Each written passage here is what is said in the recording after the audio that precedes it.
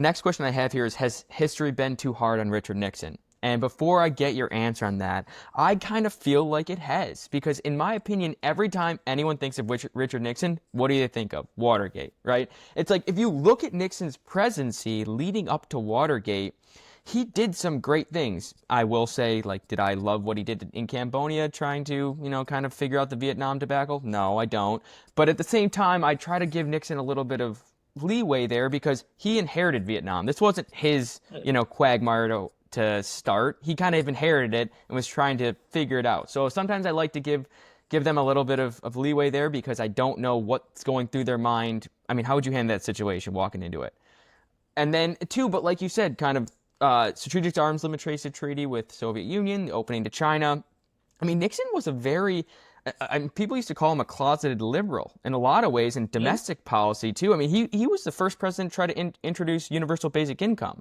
Yeah, So not a I'd lot. say he's the last New Deal Republican, probably. Sure. Yeah, I would agree with that. I mean, so do you think that history has been too hard on Nixon? Okay, I say yes. I do think history has been too hard on Nixon just because the image that we have of Nixon is just such a caricatured one of this like great villain of history, right? Like, and he Uh-huh. he doesn't do himself any favors. Like oh my God, someone got me this for my birthday. I've had it on my desk. It's this doll of Richard.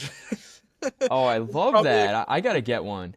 This is probably one of the more generous images of him because it's not very villainous. But I think often when you think of Nixon, I was like staring at that at the corner of my desk without even like realizing throughout our conversation. Um, but when you think of Nixon, it is that very villainous portrait, right? It is just Watergate. I think Nixon has other crimes that aren't as much in like the public consciousness as Watergate is, right? Like, I know we've been talking about Cambodia a lot, war on drugs, Southern strategy Sure. really like changes his civil rights position compared to what he was running on in 1960. You Can know, I interject quickly just on Southern sure. strategy? I mean, if you got to think, and I don't like this. In my opinion, I like when candidates are telling exactly how they feel. He was teasing the whole Southern strategy to try to win, votes, all that. However, when Nixon entered office, I think it was like something like 10% of schools in the South were desegregated, and when he left, it was something like 70 or 80%. So, he was a man of when he used to say law and order, like it was law that segregation was illegal, so he was taking action to do that. So I do want to give him a little bit more credit there. Yeah, we can give him credit there. Like I say we're history is too hard on him, but I don't think that necessarily means like, we I think Richard Nixon was a very interesting figure, a very impactful president. He is probably I'd say um he's definitely the best Republican president after Eisenhower, in my opinion. There, I think I'd feel pretty comfortable saying, but uh, After Eisenhower, like within the entire 20th century, I think he was, or the next Republican president in general. like coming after Eisenhower, I'd say like Okay, gotcha. So all the way I up think to he's like the probably Bush my years or personal Trump. highest ranked Republican president since there. I don't think I would rank Ford over Nixon.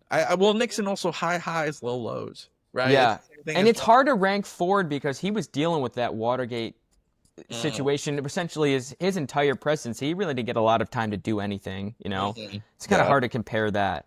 But keep going on Nixon. I think that, too, again, another thing I would like to talk about with Watergate is like when the 72 election rolled around, like the public already knew about the Watergate break-in. It wasn't until he won like the largest landslide in US history did it really start to unravel for him.